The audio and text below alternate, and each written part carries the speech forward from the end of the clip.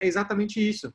Então, eu queria, até esse momento, desestigmatizar que usabilidade não está só no seu e-commerce. Usabilidade está em tudo, assim como a experiência está em tudo. Porque tudo que a gente usa, tudo que a gente pega, tudo que a gente vê, isso aqui tem uma usabilidade. Esse malzinho aqui. Como se eu consigo arrastar, se eu consigo clicar, até passei o slide. Mas, bom, o Jakob Nielsen, ele fez essa palestra na conferência da NNG de Amsterdã em 2008, e ele pensou que a experiência como um todo ela vai ter 4 níveis, né? O de utilidade, o de usabilidade, o de desejabilidade e o da experiência de marca. Esse de experiência de marca é muito importante porque ele tem a ver também com a nossa percepção de valor. Então, como você também relaciona a satisfação de você comprar uma marca de luxo ou qualquer outro elemento intangível de marca que você está atrelando ao seu espectro de satisfação, em relação a uma compra ou em relação ao uso, né? É como se eu tivesse dois itens completamente semelhantes e de uso, de funcionalidade, mas, de repente, por eu ter uma marca, essa marca dá até a impressão que é melhor. Tem um caso muito interessante disso em termos de marketing, que era da Kaiser, a Kaiser Cerveja. Nos anos 90, eles faziam muitos testes cegos com outras cervejas. Isso eu já escutei de alguns diretores de diferentes cervejarias, inclusive aposentados, então é verdade, tá? E nesses testes cegos que eles faziam com as pessoas, eles davam a Kaiser e outras cervejas, né, sem dizer qual era qual a pessoa tomava. E a Kaiser sempre empatava com todas as outras marcas de cerveja. Era assim, pau a pau. Se fosse 3 marcas, era 35%, 33% para cada uma. Empatadinha. Quando você colocava com as marcas, isso aqui é a Antártica, isso aqui é a Brahma, isso aqui é a Kaiser. Ninguém queria tomar Kaiser. Nossa, Kaiser, é nojento, não vou pegar esse negócio, né? Isso aí é a pessoa de má vontade que leva lá no churrasco para tomar minha Heineken e deixa lá a Kaiser dele. Pega um estigma horrível.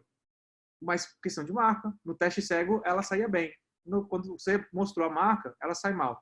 Tem elementos de marketing relacionados à marca e imagem que vão atrelar a um conceito da experiência. E por que é importante eu comentar isso? Que parece fora de escopo, mas não é.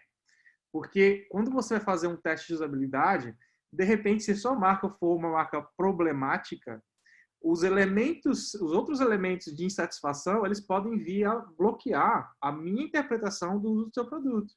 Imagina que a Oi, ou a Vivo, ou a TIM me chama hoje para fazer um experimento com um telefone delas. Eu já vou carregado de xingamentos pela TIM, assim, na cabeça, e isso com certeza vai enviesar o meu estudo. Então, tomem cuidado também quando forem relacionar isso, porque as marcas afetam a impressão das pessoas acerca das coisas, tá bom? A Ana está comentando, sim, trabalhei na Heineken em 2009 e 2011. A Kaiser geralmente empatava ou ganhava em teste cego. Aí, tá vendo? Eu posso até aumentar um pouquinho, mas não estou mentindo. Mas é isso mesmo, a Kaiser é da Heineken. Só que nessa época dos testes, Ana, acredito que ela ainda não era, nos anos 90. Então, assim, outra coisa que eu quero deixar para vocês, tomem cuidado. Então, estou agora trabalhando na Oi, você convida aquela pessoa que sofreu a vida inteira com a Oi, xinga, não pode nem ver na frente, tá até no Serasa lá, devendo até a alma, aí você chama aqui, não, a Oi tem um produto incrível, a pessoa vai descer o pau em você, vai dizer, isso é horrível, não quero usar esse negócio nunca mais. E aí você vai voltar, oi, UX Designer, seu trabalho é péssimo, seu trabalho não funciona, porque a Oi não está conseguindo produto. Cuidado. Então, é interessante também tangibilizar como é que a gente pode separar o estigma que uma marca que tem má reputação pode ter em relação a teste de novos produtos. Isso é muito importante. Tem uma outra parte que eu faço proveito também, que é você lidar com usuários insatisfeitos com uma versão atual do programa que já existe, é uma opção muito importante você trazer, de repente, esses usuários insatisfeitos para que eles testem versões novas dessa mudança, para que eles consigam trazer para você os insights de quanto isso melhorou do ponto de vista do insatisfatório para, olha, tá melhor. Entenderam o que eu trouxe até aqui? Tá, lembrem disso, isso é muito importante, tá? Então, a usabilidade no conceito. Usability, como proposto pela NNG, tem também a utilidade, que foi um dos outros itens que ele colocou, e a gente tem o conceito de useful. Isso é um grande problema. Eu tive que deixar o slide em inglês, tá? Porque em inglês você tem utility, você tem useful, tudo está relacionado a ser útil. Em português a gente só tem a palavra útil, é tudo utilidade. Então fica muito difícil você traduzir alguns termos assim. E basicamente isso significa que em utility eu tenho o conceito de utilidade. Se é útil para mim ou não, se é o correto funcionalidade de operação. Então, é o caso da Nespresso. Eu consigo fazer o café? Como ela me promete, de ter os meus 5 minutos, de acordar, apertar um botãozinho, né? Eu consigo fazer isso? E o quanto que isso é melhor para mim do que em relação ao fazer o café coado tradicional, ferver a água, colocar na redinha lá no filtro, né?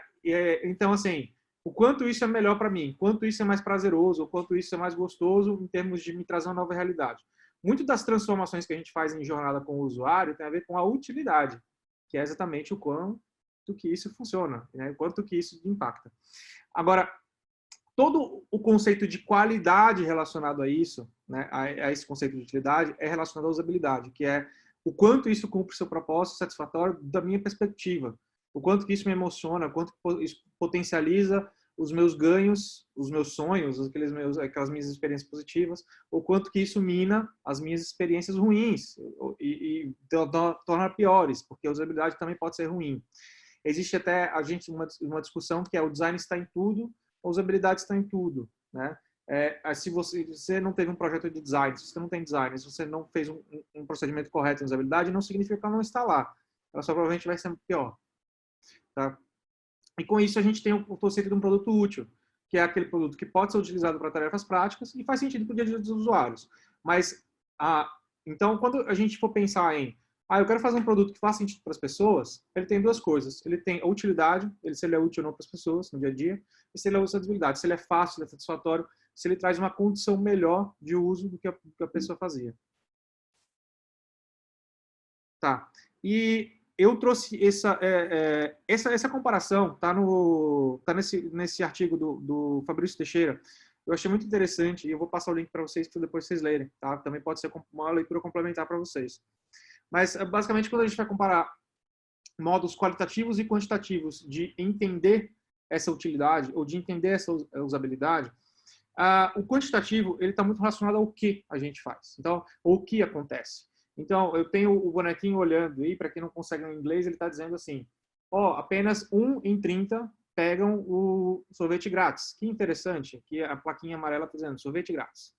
Então, uma pessoa em 30 pega o sorvete grátis. Por quê? Não sei.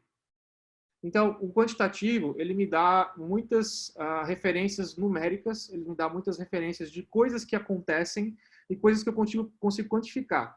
Acerca disso, surgiu até uma escola, que é a estatística. A estatística, ela lida com números, muitas vezes números em massa, e ela faz várias reflexões, né, inferências, e utiliza todas as pistas que os números podem dar para tentar identificar problemas que existem. Eles são hoje, isso deu base para as áreas de ciência de dados que a gente conhece hoje. Eles são muito, muito bons. E é uma área que pode ser nossa aliada para conseguir resolver esses problemas. No quadrinho da direita, que eu tenho os métodos qualitativos, o nosso entrevistador está perguntando: o que você sentiu quando viu o sorvete grátis? A pessoa responde: excited é feliz, tá? Não é excitado. É excitado no sentido de feliz. Um pouquinho assustado. E por que isso aconteceu? Então, muito interessante que, se você trouxer isso para a analogia do e-commerce, eu consigo entender assim, as pessoas, 30%, 1 em 30 pessoas saem do carrinho na hora de pagamento. Legal. Por quê? Não sei. Então, existem metodologias quantitativas para tentar investigar isso, que são teste AB, aí você vai, e o teste AB você vai fazer para quem não conhece, você tem duas versões diferentes de uma mesma interface, que você faz modificações e vê qual que converte mais, qual que vende mais, ou qual que tem mais inscrições, qual que te dá melhor resultado, para você sempre ir trocando para que tenha melhor eficiência. Só que entenda que eu ter uma página com uma conversão ruim, ou resultados ruins, não me diz exatamente qual é o problema dessa página. Se é um problema, e aí digamos, utilidade, que a oferta do serviço é ruim, se é um problema de usabilidade, que é um problema de navegação, E... Opa, voltei sem querer, desculpa. Bom, então eu tenho uma separação muito clara em termos quantitativos, tá? de numérico, e temos qualitativos, que é a profundidade, as razões do porquê isso acontece com as pessoas, e as duas formas são bastante distintas de realizar, tá? No quantitativo, eu geralmente preciso de elementos, de formas de realização das pesquisas mais robustas, porque eu preciso de muitas entradas, muitos números para poder chegar no entendimento. Se eu tiver poucos, e na qualitativa não, como na qualitativa eu preciso me aprofundar nas razões e nos porquês, o cuidado que eu tenho que ter na qualitativa é de atingir exatamente aquela pessoa que é esse 1 em 30 no qual a quantitativa está trabalhando. Então, eu consigo investigar, uma vez que eu tenho essa filtragem de público, o porquê isso está acontecendo. E isso me dará pistas, né, para a gente conseguir construir uma inteligência a partir disso. Então, no Quant, peraí que eu comento no chat.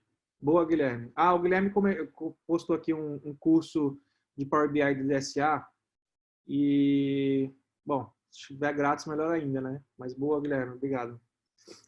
Então, no quantitativo, isso aqui são algumas curvas que o pessoal de estatística usa. Obviamente, eu não vou jogar isso para vocês, pelo amor de Deus, não preciso estudar isso, tá? Isso aqui é o pessoal de estatística, deixa isso para o pessoal de ciência de dados, mas é muito interessante que vocês entendam que não é uma curva só. A gente levanta dados no Analytics, num gráfico, tentar fazer um entendimento de dados quantitativos de uma pesquisa, não é tão simples como ter apenas uma curva. Mas existem dados que podem ser. E eu trouxe até um exercício que eu vou mostrar para vocês. Tá, esse exemplo aqui. Eu quero mostrar na prática isso acontecendo. Deixa eu ver meu Rzinho. Isso aqui vocês não precisam fazer no dia a dia de vocês não, tá? Mas é só porque eu sou nerd mesmo e eu queria mostrar para vocês. Já deixei preparadinho um exemplo. Tá. Então, vamos lá. Aqui é como se eu fizesse uma pesquisa com 10 pessoas. E eu vou entender, de repente, a idade que essas pessoas têm e que usam o meu aplicativo, o meu sistema, tá? E daqui eu consegui pegar...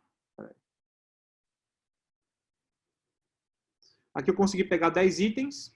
Você vê que você tem... eu estou presumindo que são idosos, tá? Aí eu tenho duas pessoas, né? Que são antes de 60, são 65 anos ou 64. Duas que têm entre 73 e 74. Duas que têm entre 66 e 67. Então vamos fazer uma média aqui, né?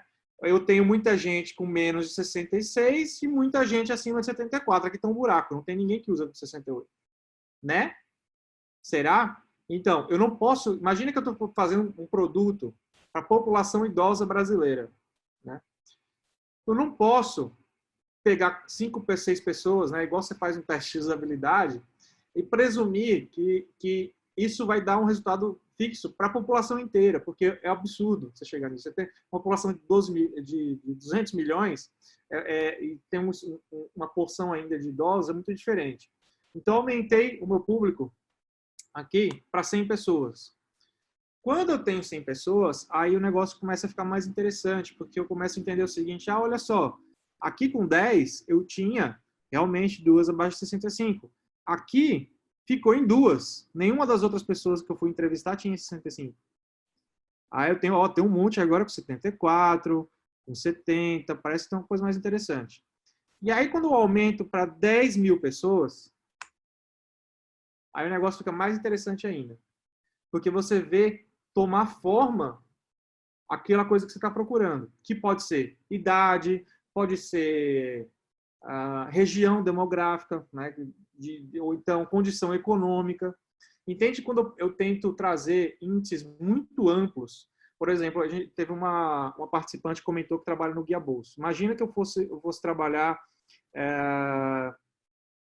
questão de salário ou questão de condição financeira de uma base que almeja ter o Brasil, né, todo bancarizado ali dentro, e dissesse assim, ah, não, a gente tem 10 clientes, então a gente entendeu que as pessoas têm 70 anos. É fora da realidade, entende? Então você precisa de uma amostragem muito maior para começar a dar luz ao que está acontecendo. Então, sempre que eu falo de quantitativo, eu não só estou falando do que, mas para ter uma assertividade do que esse é o que está de fato acontecendo, eu preciso de um mínimo de uma quantidade expressiva para ver essa ocorrência acontecer. Porque isso aqui, se vocês perceberam, então é uma curva, tá vendo? Essa curva a gente chama de normal. Isso é uma curva normal.